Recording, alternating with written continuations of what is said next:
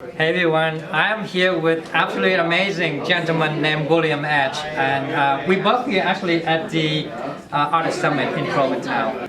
We just love to hear about your story, how you started, Okay. and before you get into your journey, and then because I know you own like 8 salons right now Yeah. from across the country, which is so amazing. So how did you start it? Well, I reluctantly got into the hair business because my mom was a hairdresser, and so it was the one thing I was never going to do. Right? I grew up in it, and as long as I can remember, I was getting in trouble spinning around in chairs, all that stuff that we all did as kids. I was an airborne ranger for a while, and then I got out of that and went to college, and I realized I was going to be in college for a lot longer than I thought I was going to be because I changed my major midstream and all that. So I decided I'd go to hair school, take a semester and a summer off. And then I could be in school as long as I wanted because I'd have a way to make a living. And it was like day 2. I just remember just deep to my soul feeling like this was it. This is what I was supposed to be doing. And that weekend I drove home. I was about 3 hours away. I drove home and took my mom to lunch and told her I was really going to be a hairdresser. And then she cried. That make her she happy, cried. right? No. She cried for the other reason.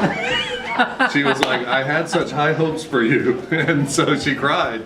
But we made the commitment at that point, and I made the commitment that the last thing the world needs is another hairdresser or another salon. So our journey from then on has just been to challenge the industry because I personally think the industry is broken.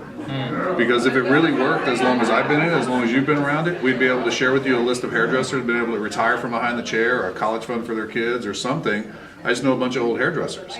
So we know that if we want a different outcome, we have to take a different path, and it's definitely the path less traveled. So we challenge everything about this industry, the way we pay, the way we teach, the way we run our businesses, our customer flows. Everything is challenging the status quo to be better. I think the industry today, like when we grew up in the industry, we were all kind of told, get really good at your craft, because if you're not really good at your craft, you're really not going to get anywhere anyway. So we all just worked really hard in the beginning, and then become loyal to a product line, because when you're loyal to that product line, you're going to get opportunities and you're going to see things happen, and a platform will be delivered for you so then you can reach other people to come with you.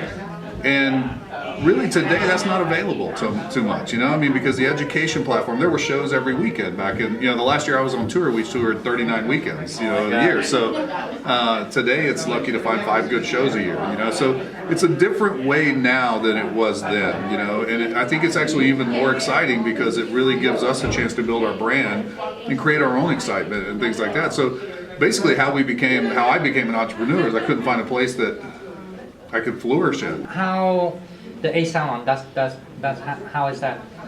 Well, that actually was not a plan.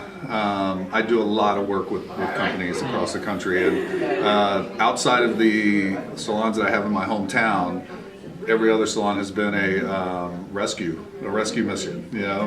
I'd go in, they were dead in the water, so we just went in, pumped some life into them, put our training systems in, all of that. Yeah. I'm not doubting like how we always like okay, it's not another a salon, typical salon like when you open, because your vision has so defined in what you want, how you want it to be done. So absolutely.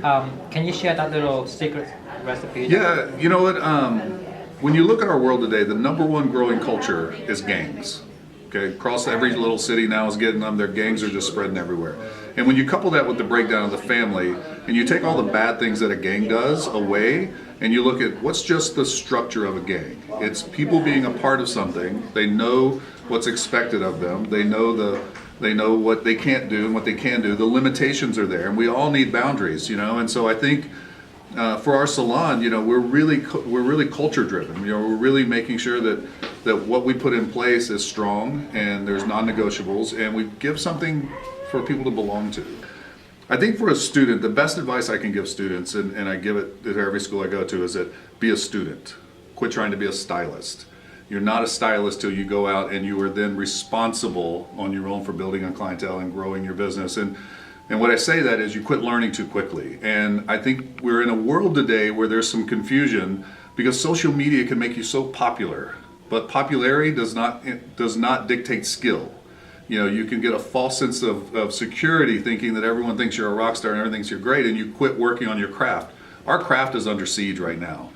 If you don't believe me, go to a beauty supply and try to buy a Marcel curling iron. Right? If you're using a spring iron, you're not a real hairdresser. I'm sorry, there's just things you can't do with it. So We have a challenge right now in our industry, and that is to rebuild our craft back to a sense of a real structure and disciplines, because most people have, in the last 10 years, if you got into it 10 years or now, and I'm being generous, it could be 12, 13 years, 14 years, you grew up shredding hair because that's what the world has been doing. Now that discipline shapes, and you're seeing Katy Perry work more with structured bobs, but fun colors, things like that, you're seeing a lot of struggling hairdressers because they don't have the discipline to give that real quality work. And so as a student, stay a student for the next 20 years. You know what, that was short, sweet, and very powerful. So thank you so much, William, Thank you. for Hey, sharing man. that. It's a pleasure. Thanks, guys.